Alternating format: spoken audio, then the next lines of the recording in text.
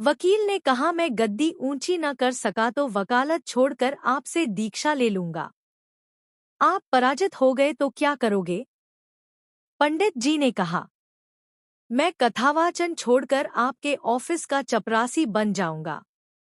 एक पंडित जी रामायण कथा सुना रहे थे। लोग आते और आनंद विभोर होकर जाते। पंडित जी का नियम था, रोज कथा शुरू करने से पहले आइए हनुमंत जी बिराजिए कहकर हनुमान जी का आह्वान करते थे। फिर 1 घंटा प्रवचन करते थे। वकील साहब हर रोज कथा सुनने आते। वकील साहब के भक्तिभाव पर एक दिन तर्कशीलता हावी हो गई। उन्हें लगा कि महाराज रोज आइए हनुमंत जी बिराजिए कहते हैं, तो क्या हनुमान जी सचमुच आते होंगे? अतः वकील साहब ने पंडित जी से पूछ ही डाला, महाराज जी, आप रामायण की कथा बहुत अच्छी कहते हैं, हमें बड़ा रस आता है, परंतु आप जो गद्दी प्रतिदिन हनुमान जी को देते हैं, उस पर क्या हनुमान जी सचमुच बिराजते हैं? पंडित जी ने कहा, हाँ, यह मेरा व्यक्तिगत विश्वास है कि राम कथा हो रही हो तो हनुमान जी अवश्य पधारते हैं। वकील ने कहा, महाराज ऐसे बात नहीं बनेगी। हनुमान जी यहाँ आते हैं, इसका कोई सबूत दीजिए। आपको साबित करके दिखाना चाहिए कि हनुमान जी आपकी कथा सुनने आते हैं। महाराज जी ने बहुत समझाया कि भैया, आस्था को किसी सबूत की कसौटी पर नहीं कसना चाहिए, यह तो भक्त और भगवान के बीच का प्रेम रस है, व्यक्तिगत श्रद्धा का विषय है। आप कहो तो मैं प्रवचन करना बंद कर दूं या आप कथा में आना छोड़ दो। लेकिन वकील नहीं माना। वो कहता ही रहा कि आप कई दिनों से दावा करते आ रहे हैं। यह बात और स्थानों पर भी कहते होंगे, इसलिए महाराज आपको तो साबित करना होगा कि हनुमान जी कथा सुनने आते हैं। इस तरह दोनों के बीच वाद विवाद होता रहा।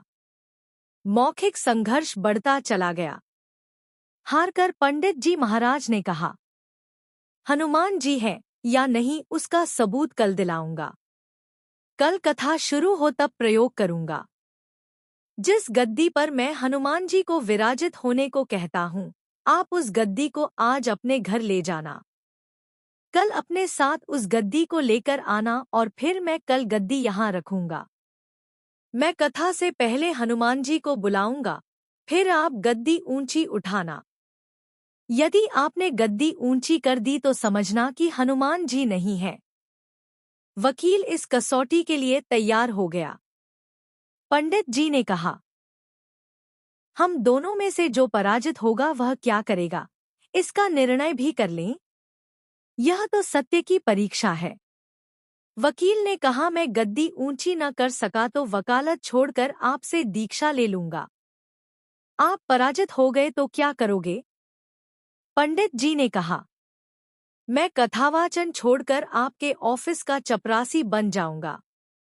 अगले दिन कथा पंडाल में भारी भीड़ हुई। जो लोग रोजाना कथा सुनने नहीं आते थे, वे भी भक्ति, प्रेम और विश्वास की परीक्षा देखने आए। काफी भीड़ हो गई। पंडाल भर गया। श्रद्धा और विश्वास का प्रश्न जो था। पंडित जी महाराज और वकील साहब कथा पंडाल में पधारे। गद्दी रखी गई।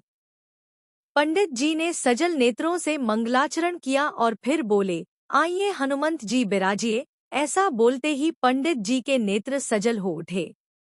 मन ही मन पंडित जी बोले, प्रभु, आज मेरा प्रश्न नहीं बल्कि रघुकुल रीति की परंपरा का सवाल है। मैं तो एक साधारण जन हूँ। मेरी भक्ति और आस्था की लाज रखना। फिर वकील साहब को निमंत्रण दिया गया, आइए गद्दी ऊंची कीजिए। लोगों की आंखें जम गईं। वकील साहब खड़े हुए। उन्होंने गद्दी उठाने के लिए हाथ बढ़ाया पर गद्दी को स्पर्श भी न कर सके।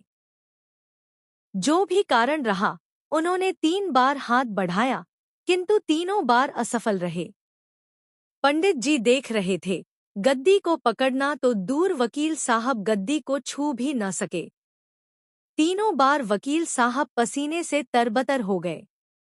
वकील साहब पंडित जी महाराज के चरणों में गिर पड़े और बोले, महाराज गद्दी उठाना तो दूर, मुझे नहीं मालूम कि क्यों मेरा हाथ भी गद्दी तक नहीं पहुंच पा रहा है। अतः मैं अपनी हार स्वीकार करता हूँ। कहते हैं कि श्रद्धा और भक्ति के साथ की गई आराधना में बहुत शक्ति होती है। मानो तो देव नहीं तो पत्थर।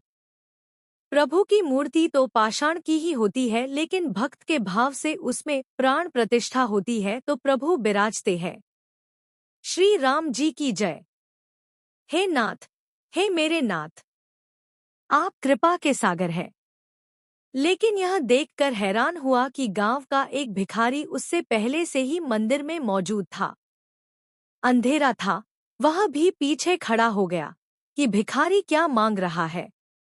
धनी आदमी सोचता है कि मेरे पास तो मुसीबतें हैं। भिखारी के पास क्या मुसीबतें हो सकती हैं?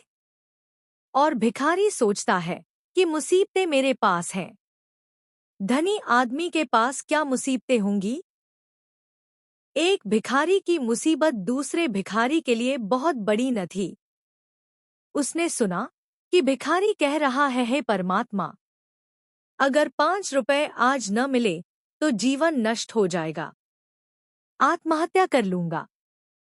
पत्नी बीमार है और दवा के लिए 5 रुपए होना बिल्कुल आवश्यक है। मेरा जीवन संकट में है। अमीर आदमी ने यह सुना और वह भिखारी बंद ही नहीं हो रहा है, कहे जा रहा है और प्रार्थना जारी है, तो उसने झल्लाकर अपने खीसे से 5 रुपए निकालकर उस भिखारी को दिए और कहा, जा, यह ले जा 5 रुपए, तू ले और जा जल्दी यहाँ से।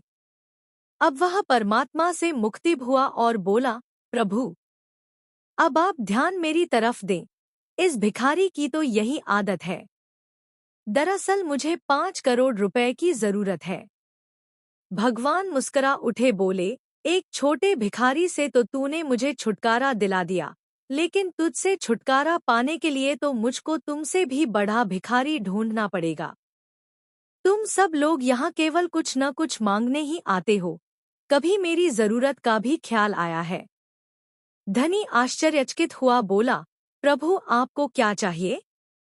भगवान बोले, प्रेम। मैं भाव का भूखा हूँ। मुझे निस्वार्थ प्रेम व समर्पित भक्त प्रिय है।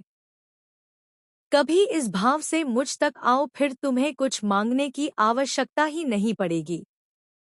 जय जय श्री राधे।